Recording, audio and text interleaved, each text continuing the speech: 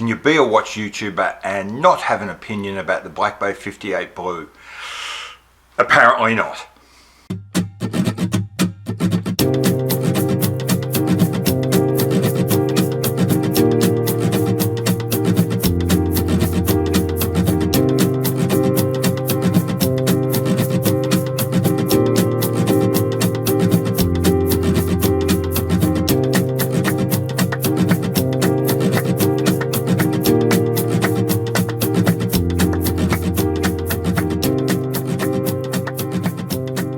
Hi, welcome back to Not So Obvious Watches. I'm Pete McConville, and this is my hot take on the Black Bay 58 Blue, I think I'll call it. Okay, really short. It's a perfectly pleasant watch. The Black Bay case language is a very safe, very good interpretation, implementation, execution of this kind of current neo vintage vibe.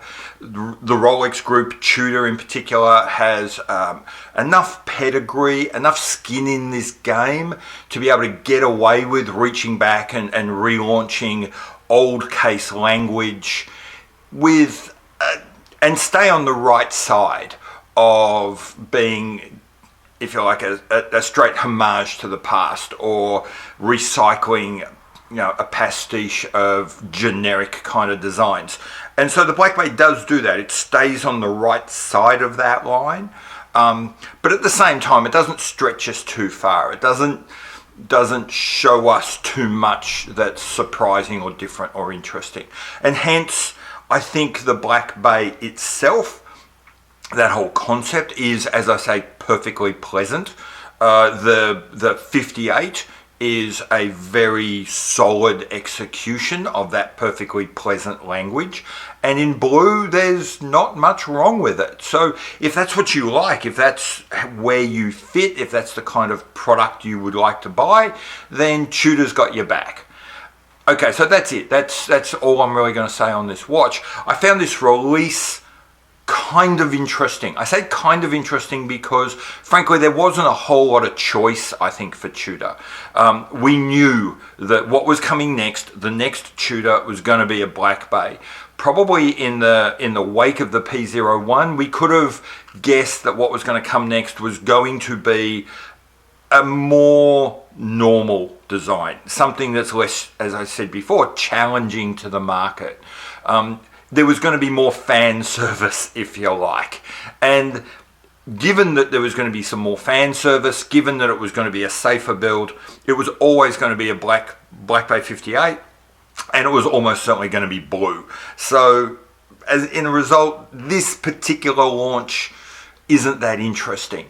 I think it is, however, much more notable for setting the scene for the next launch. I think the next thing from Tudor is much more important than this watch. This watch is, if you like, a consolidation. It's what we expected. There's not a lot of design choice that goes into the Black Bay 58 Blue.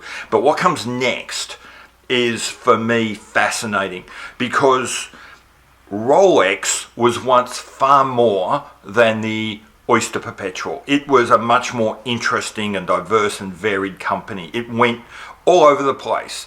But then the Oyster Perpetual hit the mark, and then just killed off all the internal competition. So we got to the point where now people, big Rolex fans like Jory at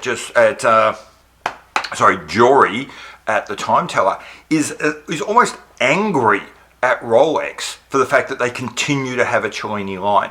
Now, Tudor is part of the Rolex Group. Rolex Group has form here.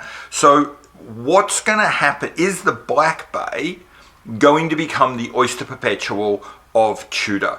Is the Black Bay going to grow and expand and become the core of what it means to be a Tudor? And watches like the Pelagos and the Fast Rider and the North Flag, and the North Flag is clearly my favourite in that group, which are outside of that language, may even in the longer term, as the Black Bay continues to develop, may actually be seen as detracting from the Black Bay line in the same way as the Cellini is often thought of detracting from the Oyster Perpetua line. What's the future of those more modern, more forward-looking designs? Are they going to become the Cellinis of Tudor, the embarrassing poor cousins living off the coattails of the moneymaker that is the Black Bay? I don't know.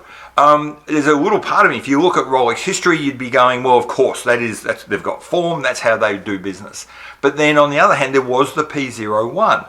On the other hand, Rolex isn't stuck. The Rolex Group isn't stuck where it is for all time.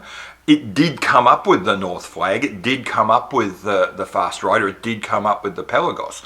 So there clearly is energy within that brand. So maybe Rolex Group will allow Tudor its head. Maybe it will be allowed to be a multi-speed company. I don't know. And that's why I think the next launch will be so much more interesting.